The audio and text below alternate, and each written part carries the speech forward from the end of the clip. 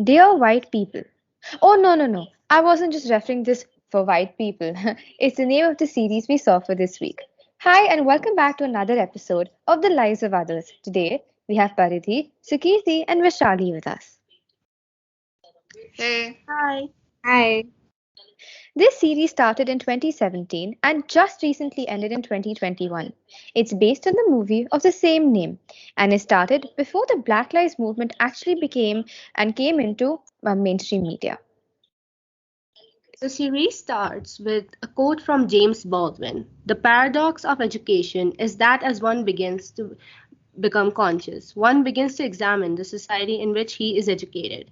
The narrator is established as a non threatening person in the introduction to the series, and they have an intentional softening of their tone when speaking about such intensely damaging issues.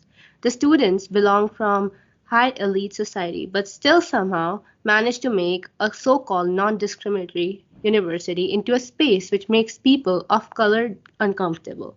The first instance we see about this is the extremely racist blackface party attended by the students.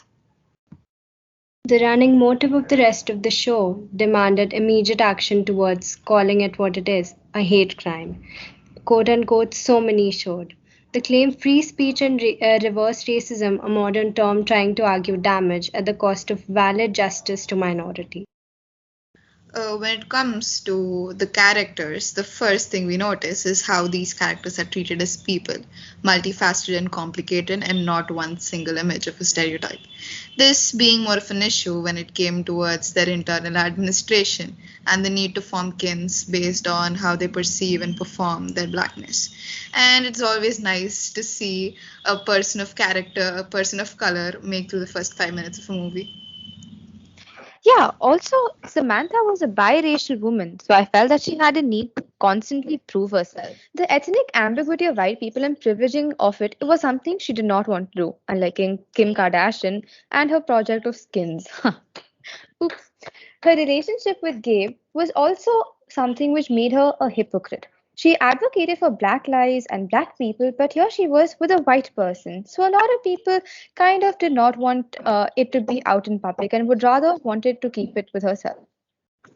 I don't think it made sense. Building on that image that Samantha had for herself in the second episode, we explored Lionel's character.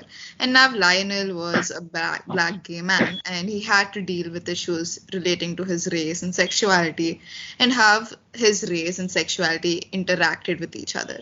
One of the main examples that we can see is how the hip hop industry treated Lil Nas X in terms of Old Town Road.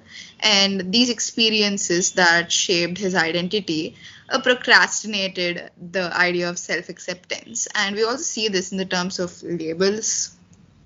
Yeah, labels were something which he did not want to conform for. Not the entire point was not getting restricted to any labels, but the editor of the Independent wanted him to go find his label for himself.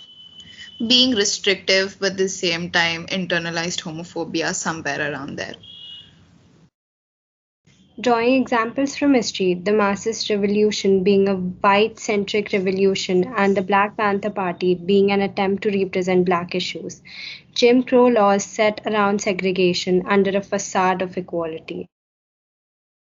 Overall, the Winchester Institute was under the leadership of a black man. Having a black man in power should excuse the damage of the institution itself, right?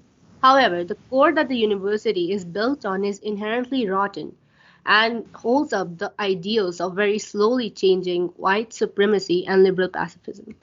Piggybacking on what we all said, on a scale of our lucky lemons, we give it a score of 9.5 lemons out of 10. The half detected because we hold it very guilty of taking up our entire nights binging the show. Thank you so much. Thank Thank you. you.